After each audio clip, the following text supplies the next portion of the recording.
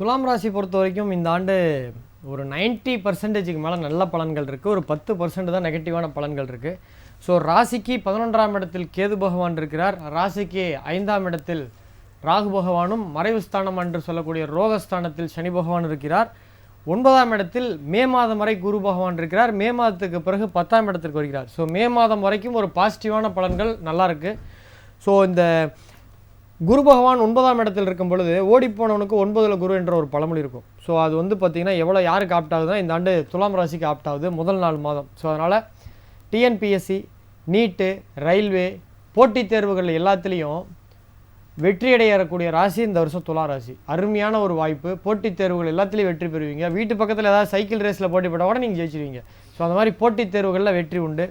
வெளிநாடு வேலைவாய்ப்பு, வெளியூர் வேலைவாய்ப்பெல்லாம் இந்த ஆண்டு உங்களுக்கு சிறப்பாக இருக்கும். திருமணமாகாத 90 கிட்ஸ், சில 80 கிட்ஸே கல்யாணம் ஆகாமல் இருக்கீங்க, அவங்களுக்கெல்லாம் கூட இந்த வருஷம் சிறப்பான முறையில் கல்யாணம் ஆகும். காதல் ஏற்றுக்கொள்வார்கள். 5ஆம் இடத்தில் ராகு இருக்கும் பொழுது நீங்கள் கலப்பினமாக வேறு ஏதாவது ஒரு வீட்டு இவ்வளோ நேரம் ஒத்துக்காமல் ஸ்ட்ரகிள் பண்ணால் கூட இந்த டைமில் கல்யாணம் ஆகிறதுக்கான வாய்ப்புகள் உண்டு. பணவரவு எதிர்பார்ப்பை விட அதிகமாக இருக்கும். ஸோ அனைத்து வகையான கடன்களும் அடையும்.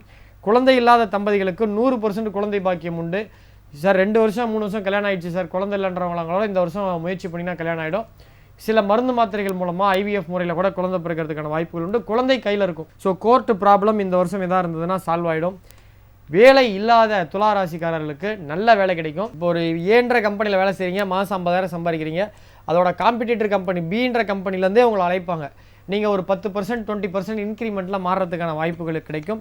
ஸோ தொழில் அபிவிருத்தி ஆகும். தொழில் பண்ணுறவங்களுக்கு இந்த வருஷம் துலா ராசிக்காரங்களுக்கு இன்னும் ஒரு பிரான்ச்சே நீங்கள் போடலாம். அருமையான அமைப்பு இருக்குது. மே மாதத்துக்குள்ளே குரு 10க்கு வந்ததுக்கப்புறம் நீங்கள் ஆரம்பிச்சிங்கன்னா அதுவும் ஓகே தான். பட் அது ரொம்ப ஸ்ட்ரகிளாக இருக்கும். ஆரம்பித்து ஏன்டா ஆரம்பிச்சுன்ற அளவுக்கு உங்களுக்கு கஷ்டங்கள் வரும். ஸோ அதனால் மே மாதத்துக்கு முன்னாடி பண்ணிக்கோங்க.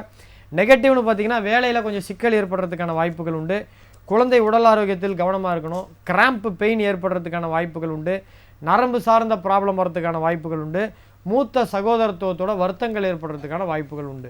ஸோ இந்த உடல் நலத்தில் கவனமாக இருங்க. சுளுக்கு சம்பந்தமான பிரச்சனை, நரம்பு சம்பந்தப்பட்ட பிரச்சனை இருந்துச்சுன்னா உடனடியாக டாக்டர் பாருங்கள். மற்றபடி வேறு எதுவும் ப்ராப்ளம் இல்லை. குழந்தைகள் துலா ராசியில் இருந்தாங்கன்னா இந்த ஒரு வருஷம் ஃபுல்லாக சின்ன சின்ன காய்ச்சல் சளிலாம் வந்துகிட்டே இருக்கும். கொஞ்சம் ஆரோக்கியமான உணவுகளாக கொடுங்க.